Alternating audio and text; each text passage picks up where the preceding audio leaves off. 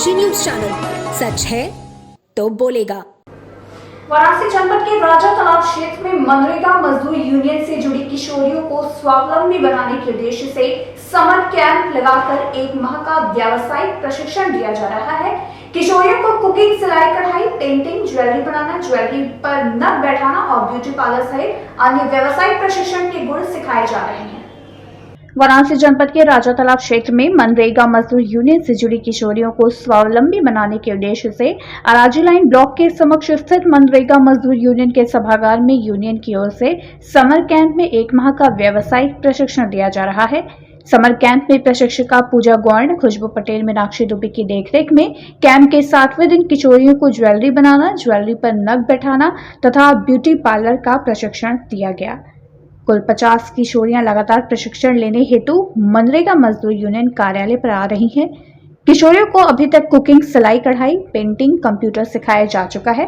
प्रशिक्षण की संयोजिका पूजा ने बताया कि हमारा उद्देश्य किशोरियों को स्वावलंबी बनाना है, जिससे किशोरियां अपने पैरों पर खड़ी हो सके। हम लोग अराजी लाइन ब्लॉक के विभिन्न गांवों में किशोरियों को स्वावलंबी बनाने हेतु सिलाई कढ़ाई प्रशिक्षण केंद्र चला रहे हैं। ये सिखा रही बच्चियों को, ज्वेलरी सिखा रहे हैं बच्चियों को कि जो है कुछ करके अपने मनपसंद ज्वेलरी बना सकें। अपने ड्रेस के मुताबिक बाजार से खरीदेंगी महंगा पड़ेगा, अपना बना लेंगी तो अच्छा रहेगा, सीख भी लेंगे, हुनर हो जाएगा। अपना उससे छोटा मोटा रोजगार भी कर सकती हैं, कुछ पैसा भी कमा सकती हैं किसी का बना करके। जी, और क्या क्या सिखाया है इन लोगों को? और हमने सॉफ्ट टॉय सिखाया जिसमें टैडी, कुत्ता और मंकी, ये सब। संगम नगरी प्रयागराज में एक बार फिर से गंगा नदी के किनारे रेत में बड़ी तादाद में शवों को दफनाए जाने का मामला सामने आया है। वहीं फाफामऊ घाट की ताजा तस्वीरें बेहद डरावनी नजर आ रही हैं। एनजीटी और जिला प्रशासन ने शव को दफनाए जाने पर पाबंदी लगाई हुई है, लेकिन इसके बावजूद परंपरा के नाम पर जिस तरह शवों को दफनाया जा रहा है वो बेहद चिंताजनक है। प्रयागराज जनपद की फाफामऊ घाट पर शवों को दफनाए जाने वाला फोटो एक बार फिर कोरोना की भयावह मंजर को याद दिला रहा है। प्रशासन की ओर से शव दफनाने की पाबंदी होने के बावजूद भी शवों को दफनाया जा रहा है। फाफामऊ घाट पर हर दिन दर्जनों शवों को रेत में दफन किया जा रहा है, जिससे यहाँ जिस ओर नजर जा रही है कब्रें ही नजर आ रही हैं। फाफामऊ घाट पर जिस तरह के हालात नजर आ रहे हैं बेहद चिंताजनक हैं, क्योंकि यहाँ पर न केवल प्रशासन के निर्देशों का मखौल उड़ाया जा रहा है बल्कि एनजीटी के निर्देशों का भी खुला उल्लंघन हो रहा है। दरअसल मानसून आने में अब 1 माह से भी कम वक्त बचा हुआ है। ऐसे में गंगा नदी के तट पर जो शव दफन किए जा रहे हैं, नदी का जलस्तर बढ़ने पर उनके गंगा में सामने आने का भी खतरा बना हुआ है। इससे न केवल रेत में दबी लाशें गंगा में प्रवाहित होंगी बल्कि इससे नदी भी प्रदूषित होगी। लेकिन जिला प्रशासन से लेकर नगर निगम तक इससे मुंह फेरे हुए है। हालांकि कोरोना काल में शवों को गंगा के किनारे रेत में दफनाए जाने की खबर दिखाए जाने के बाद नगर निगम ने रेत से बाहर निकले सैकड़ों शवों को निकालकर उन शवों का दाह कराया था। लेकिन अब यहाँ पर शवों को दफनाने पर लगी रोक के बावजूद धड़ल्ले से शवों का दफनाए जाने का खेल जारी है। मिट्टी होने के बाद वहाँ से स्नान करा करके हम लोग ले आते हैं यहाँ घाट पर ले आने के बाद ब्राह्मणों द्वारा उनका कर्म करवाते हैं। कर्म करवाने के बाद जो है गड्ढा खोद करके उसी में दफन कर देते हैं। वाराणसी में सहारा से भी विवाद मामले में सहारा इंडिया के कर्मचारियों ने प्रधानमंत्री कार्यालय पर प्रदर्शन किया। इस दौरान सहारा इंडिया के कर्मचारियों ने प्रधानमंत्री के नाम में पत्रक सौंपकर अपनी मांगों को लेकर उन्हें अवगत कराया। प्रधानमंत्री कार्यालय पर प्रदर्शन कर रहे सहारा इंडिया के कर्मचारियों का कहना है कि सहारा के कर्तव्य योगियों ने विगत 44 वर्षों से अपने अपने क्षेत्रों में छोटे छोटे दुकानदारों, रेहड़ी वालों एवं निम्न मध्यवर्गीय लोगों के घर घर जाकर उनसे धन निवेशित कराते हुए उनके अंदर संचय की भावना उत्पन्न कराई है। कई लोगों ने हमारे संस्था से प्राप्त ब्याज के माध्यम से अपने व्यवसाय को बढ़ाया है और कई लोगों ने अपने बच्चों को अच्छी शिक्षा दिलाई है और मकान इत्यादि भी बनाए हैं। आगे उन्होंने कहा कि एक और जहां हमारे सम्मानित निवेशकों ने ब्याज के माध्यम से लाखों करोड़ों कमाए हैं, वहीं हम जैसे लाखों बेरोजगार युवाओं को घर पर रहकर आय प्राप्त करते हुए सुंदर जीवन व्यतीत करने का अवसर प्राप्त हुआ है। परंतु विगत 8 वर्ष पूर्व उपजे सहारा सेबी विवाद की वजह से हमारे जीवन में अब उथल पुथल मच गया है, जिससे हम सभी भूखमरी के कगार पर आ गए हैं। जी कहना ये है कि अभी भारत का सबसे बड़ा मुद्दा जी जो है सहारा का चल रहा है, जिसको कोई भी मीडिया जो है कवरेज नहीं दे रही है। जो बड़ी मीडिया है, आज तक हो गया, चाहे आपका जो है GTV हो गया, सारी जो है चैनलें एकदम सुस्त बैठी हुई हैं। हमें समझ में नहीं आ रहा कि ऐसा क्यों हो रहा है हम लोगों के साथ। कल के दिन अगर ऐसी बड़ी दुर्घटना हो गई, 5 करोड़ निवेशकों का पैसा जिसका बाकी कोई दुर्घटना हो जाती है, तो यही न्यूज़ चैनल्स बैठ के डिबेट करेंगे कि सहारा ने ऐसा किया, सहारा ने वैसा किया। आज हमारे 9 सालों का संघर्ष, 8 से 9 सालों का संघर्ष कोई भी न्यूज़ चैनल नहीं दिखा रहा है कि उनको हमारी पड़ी ही नहीं है कुछ। बस आज हम लोग PMO कार्यालय आए थे अपना ज्ञापन देने के लिए, अपने दुख को प्रकट करने के लिए कि हम लोग कितने परेशान हैं, कितने बेरोजगार होकर के जो हम लोग नून रोटी खा रहे थे वो भी व्यवस्था सारा गड़बड़ हो गया है। हमारा कुल मिला के मामला ये है कि हमने छोटे छोटे निवेशकों से सहारा इंडिया में निवेश कराया।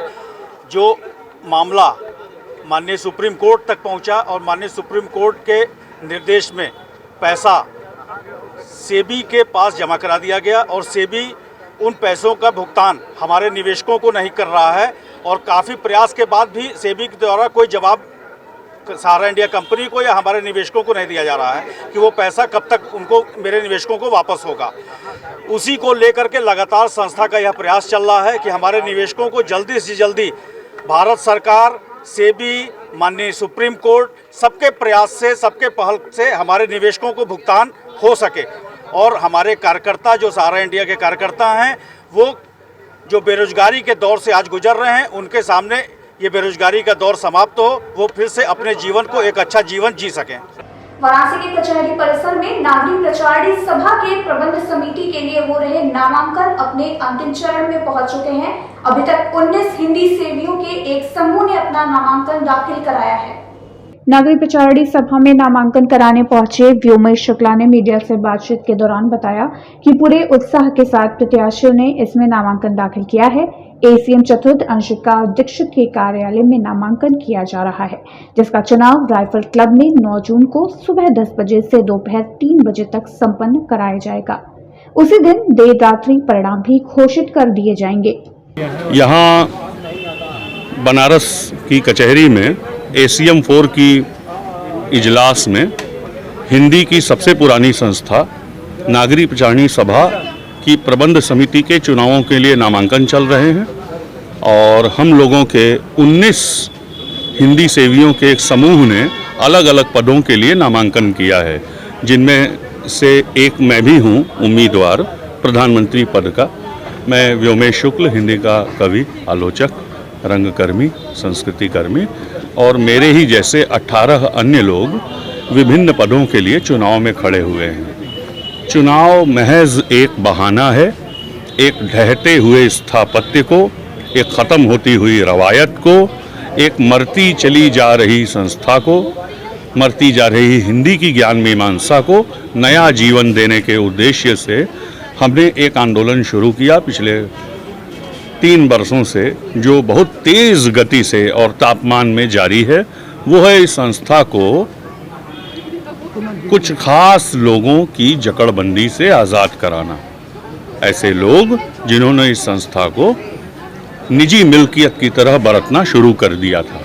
पिछले 50 वर्षों में जब तक इस देश पर कांग्रेस का शासन रहा, उन लोगों ने इस संस्था का भयानक दोहन किया है। तो उस दोहन के खिलाफ हिंदी की पुस्तकों, हिंदी के दुर्लभ हस्तलेखों, हिंदी की पांडुलिपियों, हिंदी के लेखकों की स्मृतियों के हक में हमने एक आवाज़ बुलंद की, जो आज इस नौबत तक पहुंची है कि वहाँ चुनाव हो रहे हैं। ये और फर्स्ट बार हो रहा है या सभा के 135 बरस के इतिहास में दूसरी बार ऐसा हो रहा है कि चुनाव बिल्कुल सतह पर आके लड़े जा रहे हैं।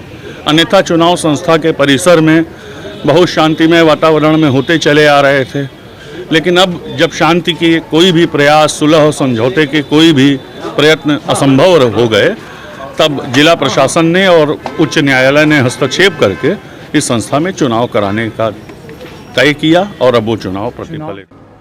ज्ञानवापी परिसर के सर्वे मामले में सिविल जज सीनियर डिवीजन रवि कुमार दिवाकर की कोर्ट में सुनवाई होनी है, लेकिन इससे पहले प्रदेश सरकार के विशेष सचिव प्रफुल्ल कमल की ओर से राज्य के सभी डीएम को भेजे गए पत्र को लेकर वकील हड़ताल पर हैं। बनारस बार एसोसिएशन और दी सेंट्रल बार एसोसिएशन के वकील प्रदर्शन कर रहे हैं। ज्ञानवापी परिसर के सर्वे के मामले में अदालत में सुनवाई होनी है। वहीं प्रदेश सरकार के विशेष सचिव प्रफुल्ल कमल की ओर से राज्य के सभी डीएम को भेजे गए पत्र के विरोध में वकील हड़ताल कर रहे हैं। वकीलों ने आरोप लगाते हुए कहा कि पत्र में विशेष सचिव ने जैसा लिखा है उनकी मंशा वकीलों को अराजक संबोधित करने की है। वकीलों ने प्रदर्शन और नारेबाजी करते हुए यूपी सरकार के विशेष सचिव प्रफुल्ल कमल की चिट्ठी को आग के हवाले कर दिया। साथ ही उन्होंने कहा कि विशेष सचिव अपनी चिट्ठी को वापस लें, नहीं तो 20 मई को प्रदेश के सभी जिलों में वकील प्रदर्शन करेंगे। वहीं दूसरी तरफ मां श्रृंगार गौरी प्रकरण की वादिनी महिलाओं के वकील मदन मोहन यादव ने अधिवक्ताओं की हड़ताल के कारण दी बनारस बार एसोसिएशन के अध्यक्ष को चिट्ठी लिखकर कहा कि ज्ञानवापी मामले पर पूरे देश की निगाह है, इसलिए इस मामले की सुनवाई में शामिल होने के लिए बार एसोसिएशन अधिवक्ताओं को छूट दें।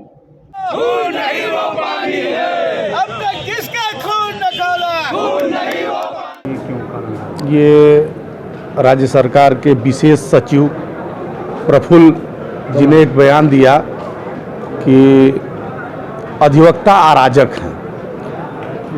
मैं इस बात को कहना चाहूँगा, उनके बयान को मुझे लगता है कि इस गर्मी में उनकी मानसिक स्थिति थोड़ी खराब हो गई है और मैं माननीय मुख्यमंत्री जी को अपने आप लोगों के माध्यम से संदेश देना चाहता हूं कि ऐसे अधिकारियों को तत्काल छुट्टी पे भेजने का काम करें। गर्मी काफ़ी चल रही है। जिस अधिवक्ता को न्यायालय भी विद्वान अधिवक्ता कहता है, उनको ये जो है इस तरीके का अराजक शब्द का जो प्रयोग कर रहे हैं, ये एकदम बेहद निंदनीय है। इसकी मैं कठोर शब्दों में निंदा करता हूं और अगर इस तरीके का कृत्य दोबारा किया गया तो हम लोग बड़े आंदोलन की तरफ जो है जाने के लिए मजबूर हो जाएंगे। न्यायालय भी फिर आज बंद है? जी बिल्कुल, आज बनारस बार और सेंट्रल बार की कल मीटिंग हुई। दोनों बार बनारस बार की तरफ से जो है आज के दिन संपूर्ण दिन के लिए हम लोग न्यायिक कार्य से विरत रहने का निर्णय लिया गया। कल ही ज्ञापन भी दिए? जी, ज्ञापन हम लोग दिए हैं। एसीएम 3 को दिया गया है ज्ञापन, मुख्यमंत्री जी के नाम से संबोधन करके।